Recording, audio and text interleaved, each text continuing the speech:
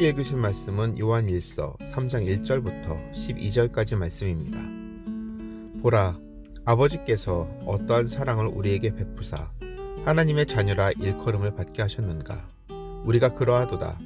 그러므로 세상이 우리를 알지 못함은 그를 알지 못함이라. 사랑하는 자들아, 우리가 지금은 하나님의 자녀라. 장래에 어떻게 될지는 아직 나타나지 아니하였으나 그가 나타나시면 우리가 그와 같을 줄을 아는 것은 그의 참모습 그대로 볼 것이기 때문이니 주를 향하여 이 소망을 가진 자마다 그의 깨끗하심과 같이 자기를 깨끗하게 하느니라. 죄를 짓는 자마다 불법을 행하나니 죄는 불법이라. 그가 우리 죄를 없애려고 나타나신 것을 너희가 아나니 그에게는 죄가 없느니라. 그 안에 거하는 자마다 범죄하지 아니하나니 범죄하는 자마다 그를 보지도 못하였고 그를 알지도 못하였느니라. 자녀들아, 아무도 너희를 미혹하지 못하게 하라. 의를 행하는 자는 그의 의로우심과 같이 의롭고 죄를 짓는 자는 마귀에게 속하나니 마귀는 처음부터 범죄함이라. 하나님의 아들이 나타나신 것은 마귀의 일을 멸하려 하심이라. 하나님께로부터 난 자마다 죄를 짓지 아니하나니 이는 하나님의 씨가 그의 속에 거하며 그도 범죄하지 못하는 것은 하나님께로부터 났음이라. 이러므로 하나님의 자녀들과 마귀의 자녀들이 드러나나니 무릇 의를 행하지 아니하는 자나 또는 그 형제를 사랑하지 아니하는 자는 하나님께 속하지 아니하니라. 우리는 서로 사랑할지니 이는 너희가 처음부터 들은 소식이라. 가인같이 하지 말라. 그는 악한 자에게 속하여 그 아우를 죽였으니 어떤 이유로 죽였느냐. 자기의 행위는 악하고 그의 아우의 행위는 의로움이라. 네, 오늘 말씀은 요한일서 3장 1절부터 12절까지의 말씀입니다. 우리가 살아가면서 내가 누구인지 아는 것, 그리고 나는 어떤 세계관을 가지고 있는지에 대해서 분명하게 아는 것은 우리의 삶에 있어서 굉장히 중요하다고 생각합니다. 생명의 말씀으로 이 땅에 오신 예수님을 믿는다는 것은 그러면 우리에게 어떤 정체성과 어떤 세계관을 갖게 하는 것인가? 오늘 본문을 보면 우리가 예수 그리스도를 믿는다는 것은 결국 우리가 하나님의 자녀가 되었다는 것을 이야기합니다.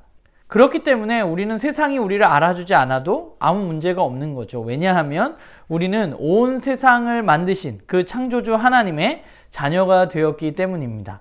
우리가 하나님의 자녀가 되었을 때 또 한 가지 놀라운 일이 우리를 기다리고 있는데 그것은 무엇인가 하면 예수님께서 우리에게 다시 오실 때 우리가 예수님 부활했던 것처럼 우리도 똑같이 예수님과 같은 모습이 된다고 오늘 요한일서의 저자는 우리에게 말해주고 있습니다. 그러니까 우리가 이 땅 가운데 예수 그리스도를 통해서 영원한 생명을 누리고 살아가지만 완전한 영원한 생명을 누리게 될 때 예수님과 같은 모습이 될 때가 우리 앞에 기다리고 있다는 것, 그것이 바로 하나님의 자녀로서 우리가 살아가는 특권이고 우리가 가지고 있는 세계관은 하나님이 이 세상을 창조하시고 주님이 우리를 위해서 이 땅 가운데 오셔서 죄를 사해 주셨다는 것, 그리고 그 주님이 우리에게 다시 오신다는 사실, 우리는 그 사실을 믿으며 이 땅 가운데 살아가고 있는 것입니다. 그렇기 때문에 그러한 세계관 속에 그러한 소망을 가진 사람들은 당연히 오늘의 삶에서 자신을 하나님의 말씀에 따라서 살아가려고 애쓰는 것이 사실 너무나 당연한 것이죠. 우리가 살아가는 세상은 악하고 죄악으로 가득합니다.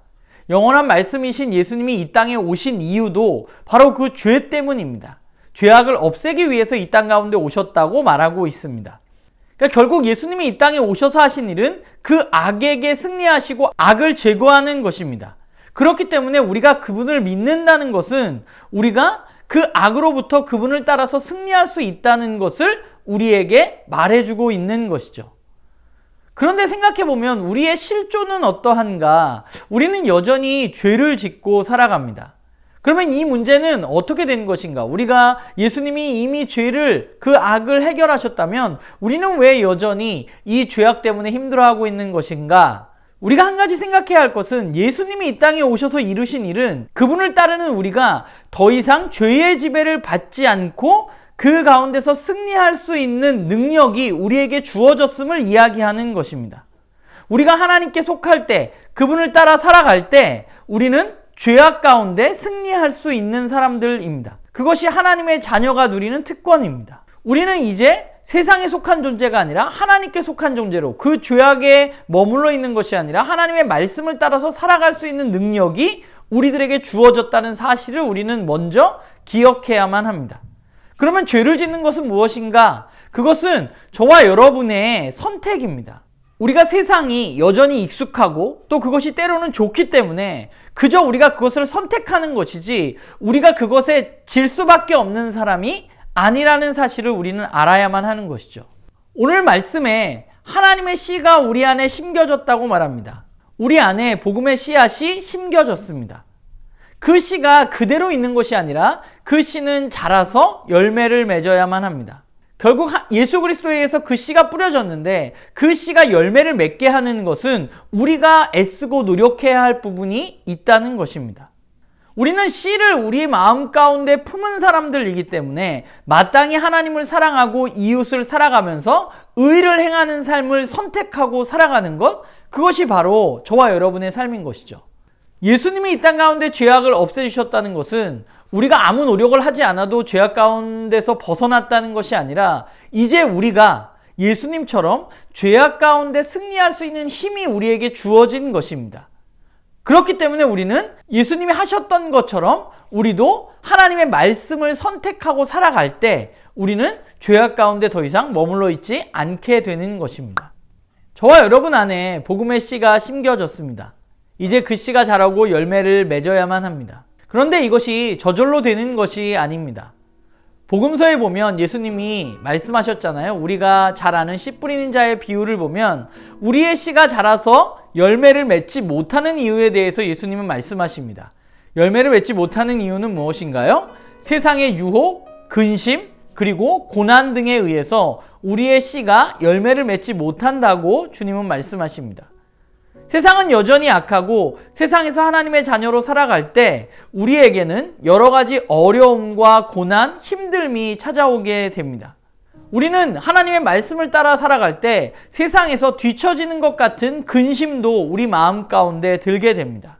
자기만 생각하라고 하는 세상 가운데 이웃을 사랑하라는 가르침이 우리가 이렇게 살아도 되는 건가 라는 생각을 하게 되죠. 내가 손해보는 거 아니야? 그러나 우리는 거기에 머물러 있어서는 안 됩니다.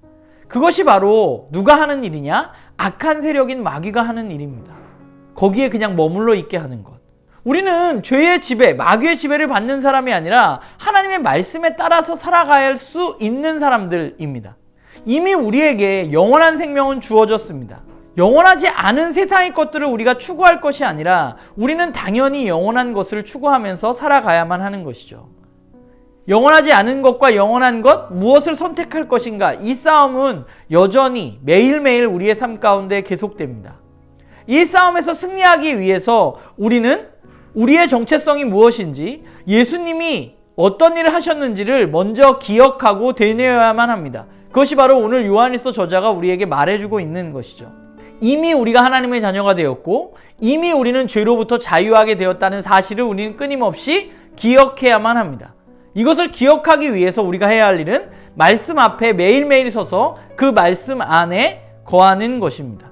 세상의 이야기에 귀 기울여서 우리가 행동하는 것이 아니라 하나님의 말씀에 귀 기울이고 말씀에 따라서 행동하는 것이 우리에게 필요한 것이죠. 그리고 또 하나는 우리가 그것을 알게 됐을 때 이제 우리는 영원하지 않은 세상의 것이 아니라 영원한 하나님의 말씀을 선택하는 훈련을 해야만 합니다. 이 세상에서 거저 주어지는 것은 없습니다. 우리가 이를 위해서 애써야만 합니다. 아이가 자라기 위해서, 기어다니던 아이가 걷고 뛰기 위해서 애쓰듯이 우리는 우리의 삶 가운데 매일매일 우리의 정체성을 기억하고 영원한 것을 선택하는 훈련을 하고 그것들을 경험하고 그것의 기쁨이 얼마나 큰지를 알아갈 때 우리는 죄가 아니라 하나님에 속한 사람으로 이 땅 가운데 살아갈 수 있는 것이죠. 여전히 우리는 부족한 것들이 있습니다. 그래서 이런 말씀이 우리에게 좀 불편하게 느껴질 수도 있는데, 그런데 우리에게 필요한 것은 어떤 완전함이라기보다는 저는 진실함이라고 생각합니다. 우리가 완전하게 여전히 그렇지 못하지만 그러나 진실하게 나는 말씀을 따라서 걸어가고 있는지, 나는 정말 말씀을 선택하려고 진실하게 애쓰고 있는지 좀 우리의 삶을 돌아보는 그런 저와 여러분이 되기를 소망합니다.